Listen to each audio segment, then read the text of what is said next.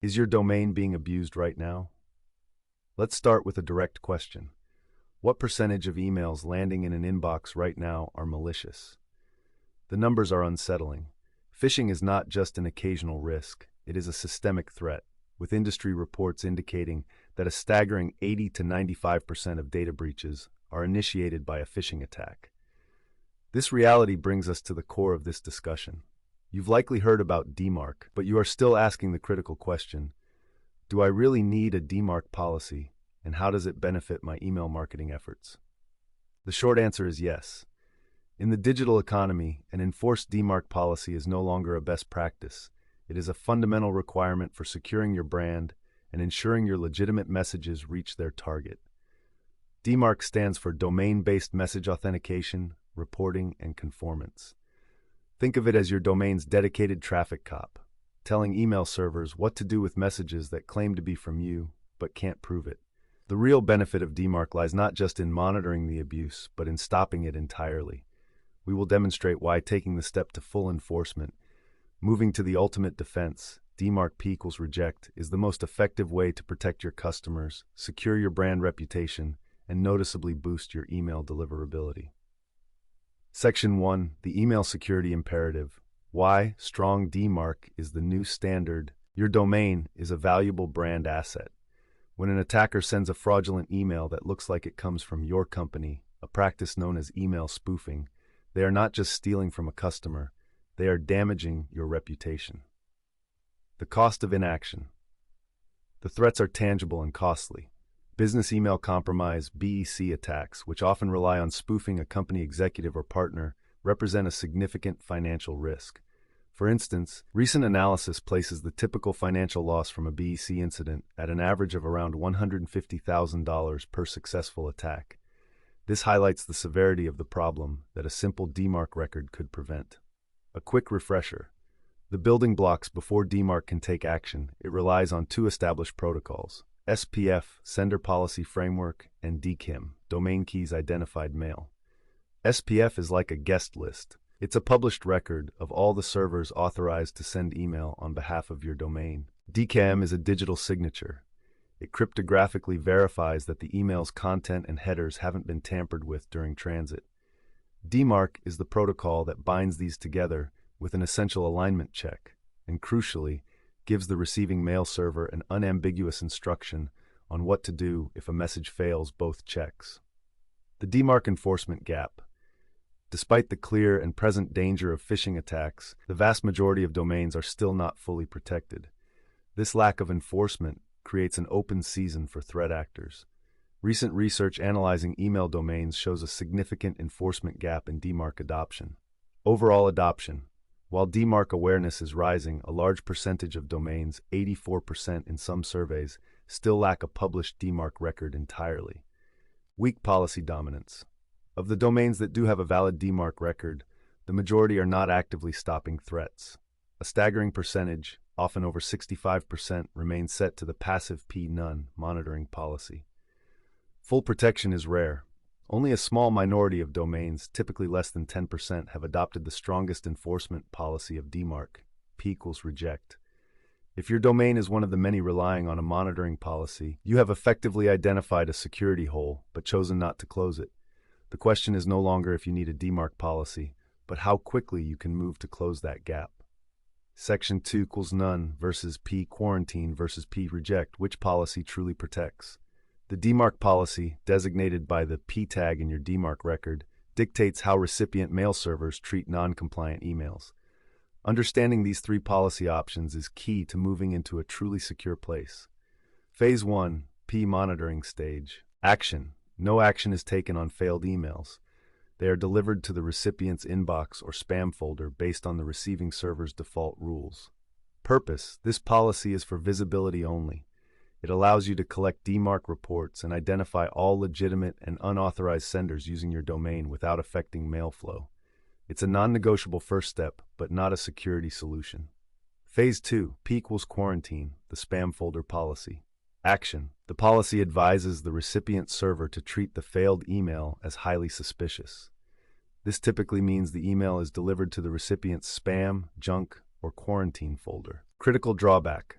While DMARC quarantine is a significant improvement, it still relies on the user to make the correct security decision.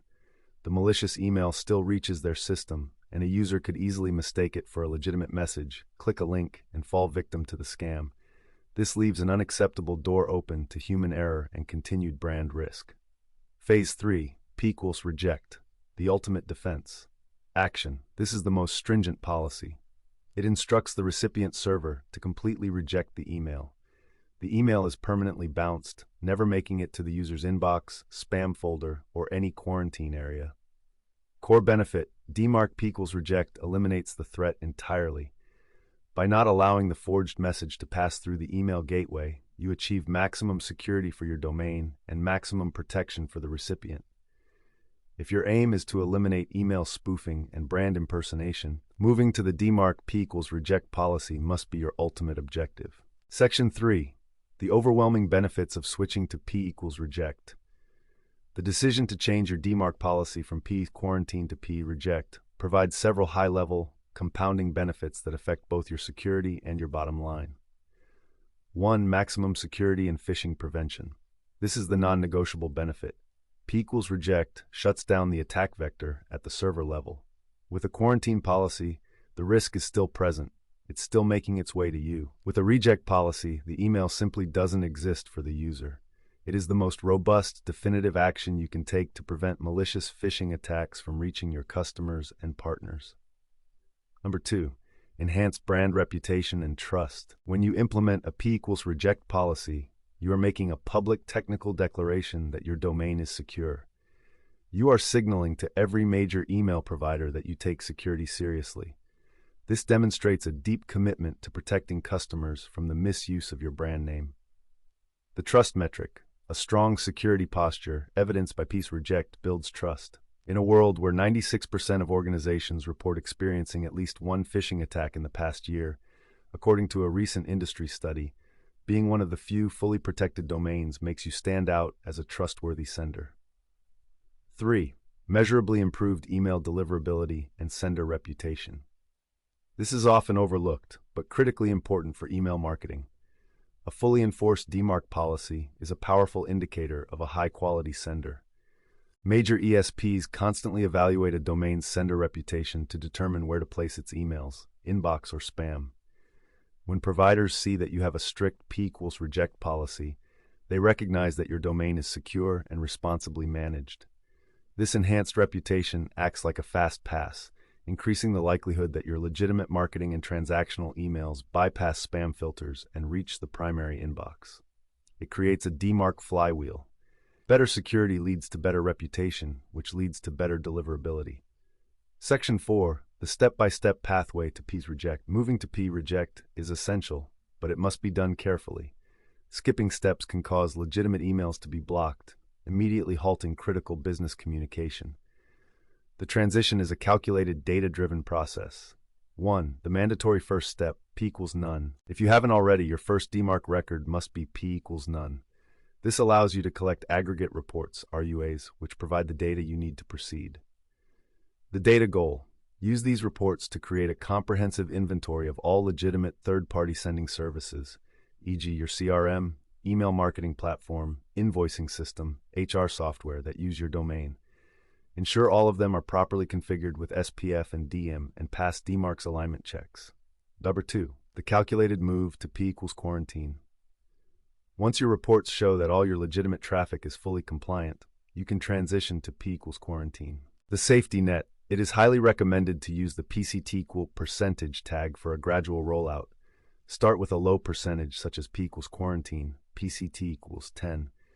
This tells receiving servers to quarantine only 10% of non-compliant emails. You can then monitor the results and slowly increase the percentage, PCT 25, 50, 100, until you are confident that no legitimate emails are being affected. 3. The final P=reject implementation. When you're sure that your DMARC reports show near-perfect alignment for all known, legitimate sending sources, and the quarantine phase has produced no unexpected rejections, you are ready for maximum protection. The action. Simply change the P tag in your DNS record to P=reject and ensure PCT=100 or remove the PCT tag as 100% is the default. A continuous effort. Remember that DMARC is not a set-it-and-forget-it tool. Any future change to your email infrastructure, a new email platform, a new cloud service, requires immediate DMARC validation to ensure compliance is maintained. Section 5. Seeing the benefit, quantifying your new security posture. Once your P=reject policy is in place, how do you actually measure its success? The benefits are quantifiable and visible in your daily DMARC aggregate reports, RUAs. 1. Analyze the reject disposition. This is the most direct evidence of success. Instead of seeing unauthenticated messages categorized with a none or quarantine disposition, you will see a dramatic and sustained increase in the number of messages with a reject disposition. The key metric: you are now actively tracking the number of times your domain was maliciously spoofed and successfully blocked. You can confidently report that your company prevented X attempts this month, where X was previously a potential data breach or customer incident. 2. Decreased phishing reports from the field. The ultimate real-world measure is a noticeable reduction in the number of complaints you receive from customers, partners, and employees about suspicious emails that appear to be from your brand. This tangible decline confirms the policy is working to protect your recipients. Number 3. Positive deliverability trends. Monitor your email service provider, ESP, or marketing platform's deliverability statistics. As major ISPs register your domain's strict security posture, your sender reputation will improve. Over time, you should observe an increase in inbox placement rates, proving that the technical security of DMARC P=reject is directly supporting the success of your email marketing. Making security a priority. DMARC is no longer an optional security measure. It is a foundational component of modern email marketing and brand protection. By understanding the critical difference between the mild suggestion P=quarantine and the definitive protection P=reject, you can take control of your domain's security narrative. The goal must be to move past mere monitoring to full, data-backed enforcement. Committing to this calculated phased transition ensures that every legitimate email lands safely, while every fraudulent attempt is blocked at the gate. Need a partner to navigate the complexities of DMARC implementation and email deliverability to ensure your next marketing campaign lands where it belongs? That's where Aspiration Marketing provides the expert guidance to turn security compliance into a competitive advantage.